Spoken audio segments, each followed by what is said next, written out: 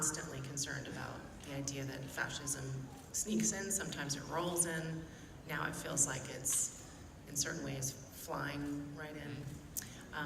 So I think for the viewers to consider what that means within the context of what's going on now is really important. But I think some of those themes and the way that we treat the history of America is one of the things that we hit on, the propaganda. Those sorts of things are relevant to this for sure. You know, you guys, you debuted in 2015, was season 1. Season 2 came in 2016. Been a while since we saw you guys. We wanted to get, we wanted to know, I'm sure the absence will make it fonder, but why the delay in getting to a season 3? Jimmy is answering. Well, I guess you're not asking a question, are you? Well, one, we had a new showrunner, and we wanted to get it all right, and Amazon graciously gave us the time we needed to make sure it was right. And we also had a lot of visual effects that needed more time in post. So I think we also wanted a really great release date, which is what we got. So yeah. We have all the marketing in place. So that's the reason, and we appreciate the patience of the fans. And we hope they come back to see. Of course they will. They're here. Of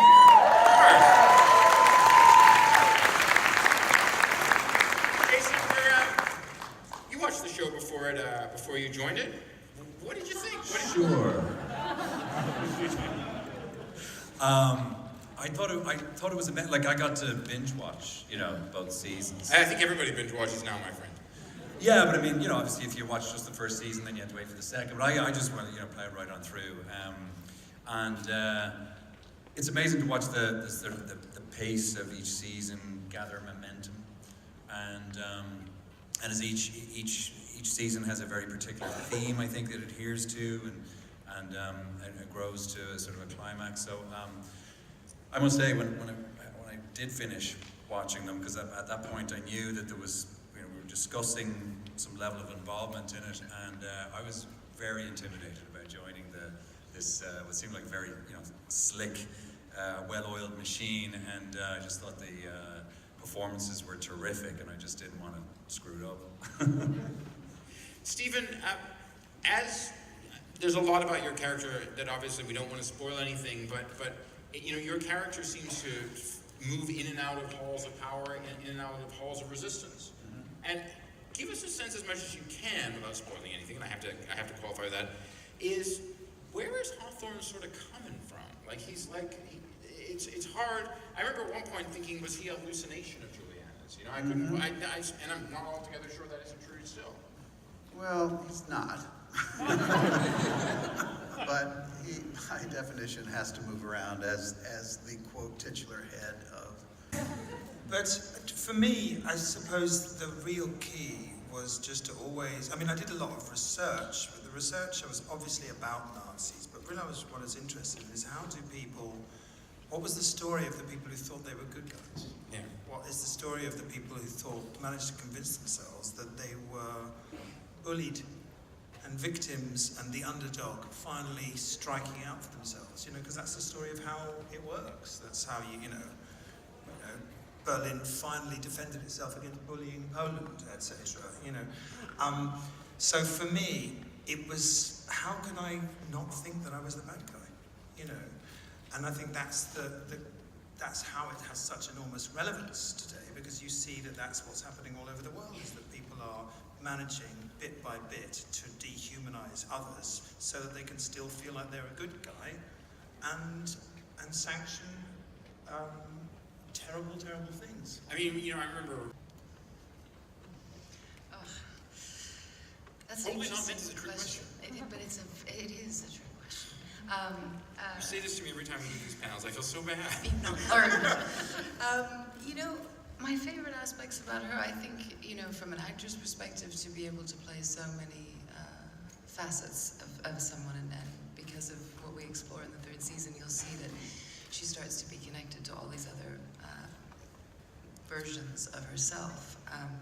So there's all these little nuances and tiny little bits and pieces that I get to shift and change, and it's been incredible. But as far as who she is, she's an incredibly she lives with love, as much as all of these things that are question that all the time, and she's losing constantly, and she's alone. She still managed to somehow live with love and to fight for what she believes in, and ultimately that is the greater good. That's a very large blanket thing, I think, you know, if we think of today and the way that we all live, you know. But if we had the power, you know, what if we did? What if any one of you had the ability to go out and stop things from happening, and to live your life with such purity and focus, and for it to actually work and change things? You know, she inspires me. That was not a trick answer.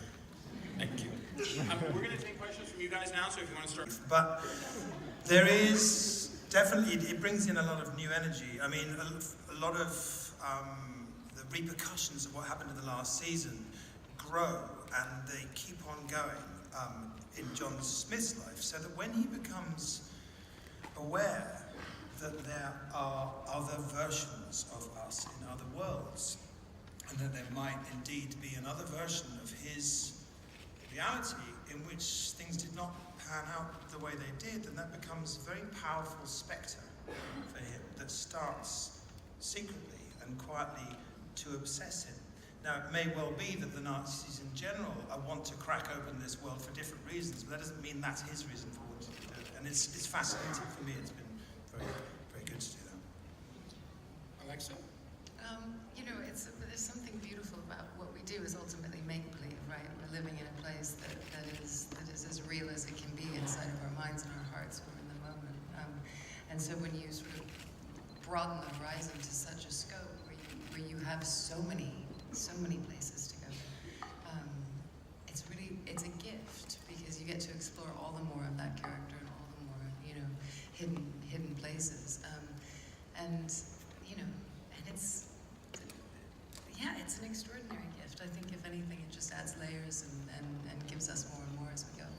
Thank you. Thank you. By the way, I want to mention there is a cast member who's not with us today.